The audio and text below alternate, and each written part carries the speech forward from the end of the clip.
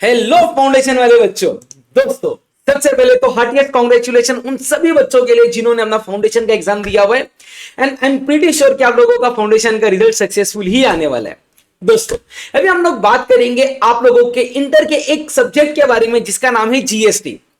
आप सभी के माइंड में कुछ ना कुछ कंफ्यूजन रहेगा जीएसटी को लेके, एंड हो सकता है आप लोगों को जीएसटी का कुछ भी बेसिक मालूम नहीं रहेगा और आपको ये सब्जेक्ट के लेके बहुत सारे क्यूरियोसिटी रहेगी जानने के लिए कि जीएसटी क्या है क्या नहीं। But on the same side आप लोग ये भी काफी ब्लैंक रहोगे कि सर ये जीएसटी है क्या, हम लोगों ने आज तक कभी पढ़ा नहीं है। तो दोस्तों, ये इससे आप अकेले नहीं हो, ऐसा पूरे मार्केट के सारे बच्चे आप ही के साथ में, क्योंकि ये सब्जेक्ट फ्रेंकली आपके फाउंडेशन लेवल पे था ही नहीं। सर जीएसटी का फुल फॉर्म छोड़ के हमें कुछ भी नहीं मालूम है, तो हमें एक बेसिक आइडिया चाहिए कि ये सब्जेक्ट हम लोग जो इंटर में पढ़ने वाले उसके अंदर क्या रहने वाला है। तो दोस्तों, मैं आप लोगों के लिए एक छोटा सा वीडियो लेके आया हूं जिसके अंदर मैं आप लोगों को कुछ बेसिक जीएसटी के बारे में बताऊंगा और आपके सीए इंटर के सिलेबस के अंदर जीएसटी कैसे रहेगा उसके बारे में यहां पे अपन अभी डिस्कशन करने वाले हैं।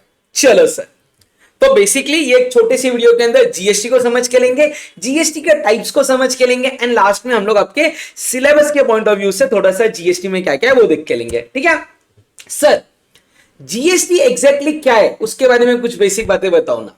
तो देखो दोस्तों, जीएसटी आप लोगों का एक टाइप का इंडिया के अंदर लगाया गया हुआ इनडायरेक्ट टैक्स है। अभी यहां पे एक वर्ड आ रहा है sir, what do you mean by indirect tax. देखो दोस्तों, अगर समझो आप लोग कोई भी एक शॉप के अंदर कोई भी आइटम को परचेस करने के लिए जाते हो। अपन एक एग्जांपल लेते हैं, आप लोग एक मोबाइल फोन परचेस करने के लिए गए, तो आप लोग जब सामने वाले बंदे से मोबाइल फोन को परचेस करते हो, आप इन रिटर्न वो बंदे को पैसा पे करते हो, है ना। तो जब आप कौन हो यहाँ पे, एक कंज्यूमर हो, एक बायर हो। आप जब सामने वाले पर्सन को पैसा दे रहे हो, सामने वाला पर्सन कौन है, आपका सेलर है, ठीक है। तो जब आप उसको कंसीडरेशन देते हो ना, कंसीडरेशन यानी कि क्या, समथिंग इन रिटर्न। आपने फाउंडेशन में लॉ में पढ़ा रहेगा, कंसीडरेशन मतलब समथिंग इन रिटर्न। जब आप देते हो ना, तब आप वो पर्सन को एक अमाउंट देते हो जिसके अंदर वो मोबाइल का कॉस्ट रहता है, या वो गुड्स का कॉस्ट रहता है, या वो सर्विसेज का कॉस्ट रहता है, और उसके अंदर एक टैक्स कंपोनेंट आप वो पर्सन को देते हो, टैक्स वाला अमाउंट। तो बेसिकली क्या रहते हैं ना, बायर सेलर को एक अमाउंट देता है, सेलर के पास वो अमाउंट आता है, बट वो टैक्स का अमाउंट अभी सेलर का नहीं होता है ना। वो सेलर टैक्स के अमाउंट को गवर्नमेंट को पे करता है। तो भैया बात को समझ के लो, गवर्नमेंट को टैक्स मिल रहा, गवर्नमेंट को टैक्स सेलर दे रहा, बट वो अपने खुद के पॉकेट से दे रहा, क्या आंसर इज नो। गवर्नमेंट को जो टैक्स आ रहा है वो तो बायर दे रहा है ना, वाया सेलर। अब बात को समझ के लो, गवर्नमेंट को टैक्स मिल रहा है, जो रेसिपिएंट दे रहा है बट वो खुद नहीं दे रहा है, वो इनडायरेक्टली गवर्नमेंट को पे कर रहा है, क्योंकि उसने वो पैसा पहले दिया है सप्लायर को और सप्लायर ने दिया है गवर्नमेंट को। तो ऐसे टाइप के टैक्सेशन को बोलते हैं आप लोगों का इनडायरेक्ट टैक्सेशन।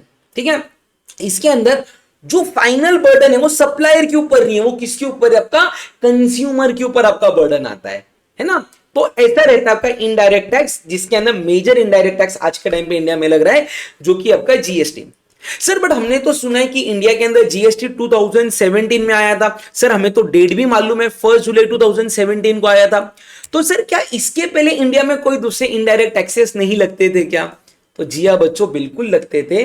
टोटल आपके 17 इनडायरेक्ट टैक्सेस इंडिया में लगते थे जीएसटी को आने के पहले। बट उसके अंदर कई सारे प्रॉब्लम्स थे जिसके वजह से आपका जीएसटी लाना पड़ा था। एक बेसिक जो सबसे बड़ा प्रॉब्लम था ना बच्चों, वो था कैस्केडिंग इफेक्ट।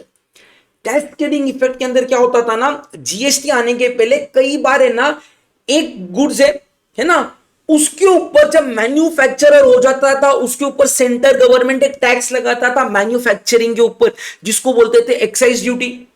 और फिर वो बंदे का cost of production plus excise duty, ये दोनों अमाउंट के ऊपर वैट लगता था।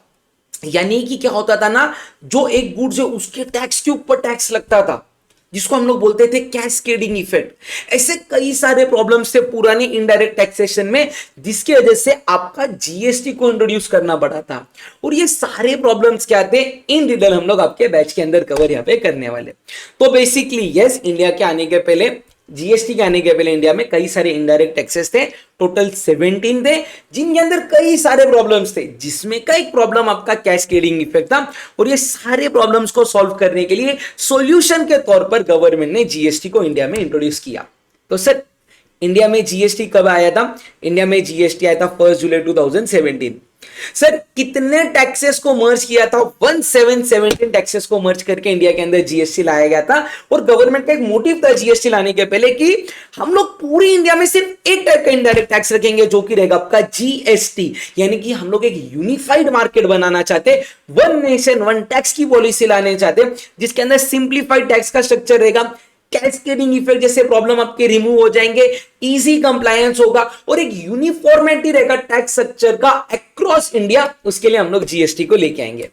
तो सर आज के टाइम पे इंडिया के अंदर देखो थ्योरेटिकली 5 टाइप के टैक्सेस रहते हैं जीएसटी के अंदर, बट मेजरली जो लगते हैं वो एक रहता है आपका सीजीएसटी, एक रहता है एसजीएसटी, एक रहता है आईजीएसटी और एक रहता है यूटीजीएसटी।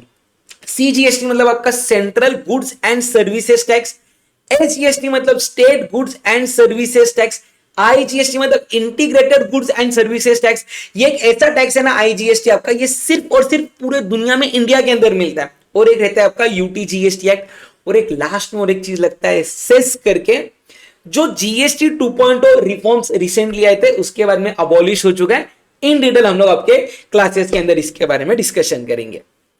सर जीएसटी के अंदर आपके बेसिक रूल्स कुछ रहते हैं, जिसके अंदर आप लोगों ने कभी वर्ड सुना रहेगा sir inter state supply, intra state supply, है ना। तो मैं एक ओवरव्यू दे देता हूं आप लोगों को, what do you mean by inter state supply.